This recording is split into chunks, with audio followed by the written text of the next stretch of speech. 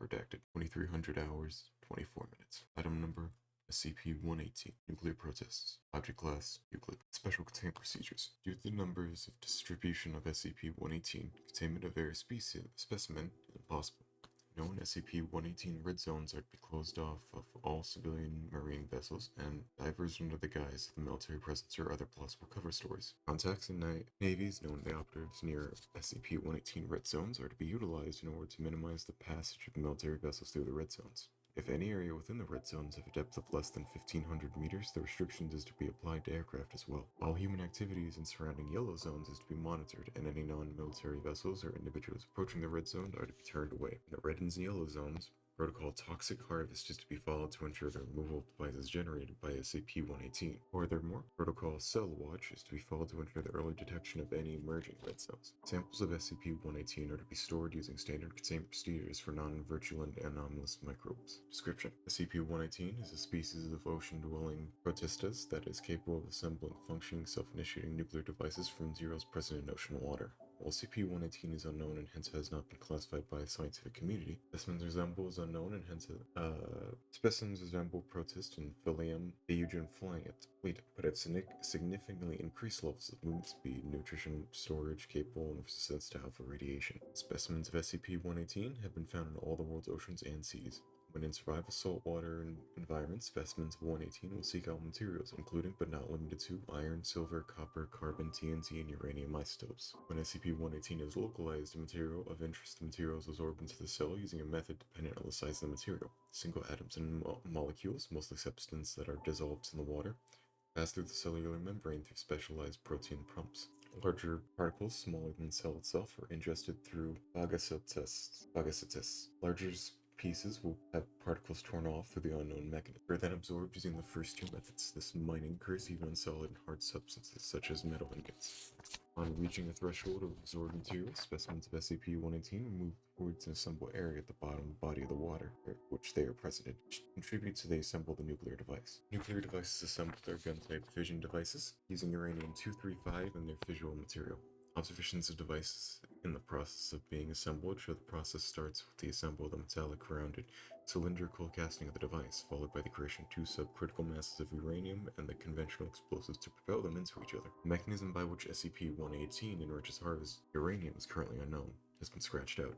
See Addendum 4. The device has been finished with the assembling of uranium-238. Tamper and through the two uranium masses will collide and trigger a symbol of a trigger mechanism. SCP-118 appears to assemble the necessary components by adding minuscule amounts of material to an initial tiny material seed.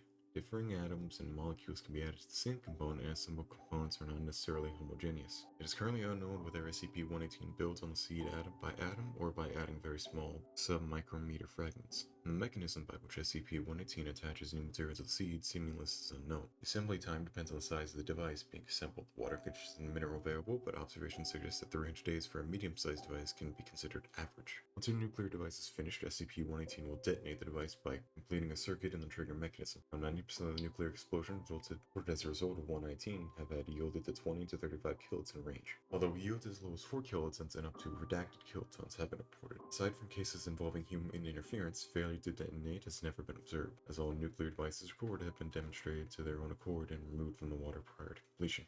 Devices constructed by SCP-118 appear to be larger than man-made devices of similar design to Myuu, presumably due to the neutron moderating effect on the water that separates the uranium masses through much of the device's construction. A given assembly error typically is between 1 to 3 devices in a process of assembly of any given time, although as many as 6 at a time have been observed. In zones where multiple devices are being simultaneously assembled, devices are separated through enough distance to prevent the detonation of one from destroying or setting off the other. The Foundation is unable to prevent civilians and other organizations from obtaining samples of SCP-118.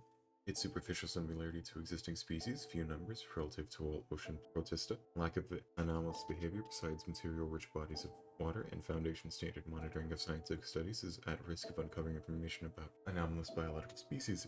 Ensure the chance of SCP-118's true nature being determined through cell samples is minimal. There are currently 6 different active SCP-118 assembly areas known to the Foundation, where the natural disappearance of any assembly error has been discovered. The current consensus among the researchers assigned to SCP-118 is that elimination of assembly area without massively noticeable effects is currently unfeasible. See Experiment Log 118, Gamma for details. Thus, containment is to be established by SCP-118's assembly areas to be a designated red zone. Surrounding yellow zones, furthermore, areas have evaluated concentrations of SCP-118. Zones of interest are to be monitored for signs of assembly areas. List of contained zones has been redacted. Addendum 118-1 following the USS redacted, possibly the Scorpion, incident, explosion radius used when drawing red zones have been increased. Containment protocol of Toxis Harvest has been updated. Addendum 118-2. Signing of the particular test ban treaty and growing number of capable nuclear detonations, detection methods in use, the consequences of nuclear detonations caused by SCP-118 have increased. Containment protocols have been revised in light of these facts. Addendum 118-3. Due to the significant loss of containment SCP-118 red zones, the O5 councils requested trials on possible methods to eliminate SCP-118 assembly zones. Experiment Log 118 Gamma has also been blocked. Addendum 118-4. Level 4 clearance required. Research has determined SCP-118 enriches uranium by exploiting the fact that U-235 is a significantly greater preference for high oxidant state than U-238. SCP-118 specimens, which have harvested large amounts of uranium and are near assembly areas, appear to have developed specialized organelles resembling this series of thousands of vocal-like chambers and mitochondria-like organelles within them, responsible for catalyzing reduced and oxidation reactions. In a chamber, uranium is repeatedly reduced and oxidized. Compounds with uranium in higher oxidant states are transferred up to the chain of chambers, while compounds with lower oxide states are transferred within the chain. This results in a small amount of highly enriched uranium at the very end of the chain. Researchers and engineers at Research Sector Redacted have managed to create a prototype uranium enrichment device based on the principles employed by SCP-118. While the prototype was unable to produce the weapons-grade uranium without using unreasonable amounts of time, it was successful in producing reactive-grade uranium, albeit at significantly greater cost than conventional methods despite its current limitations. The idea shows promise, and I have forwarded our ideas to the relevant front companies. Dr. Redacted.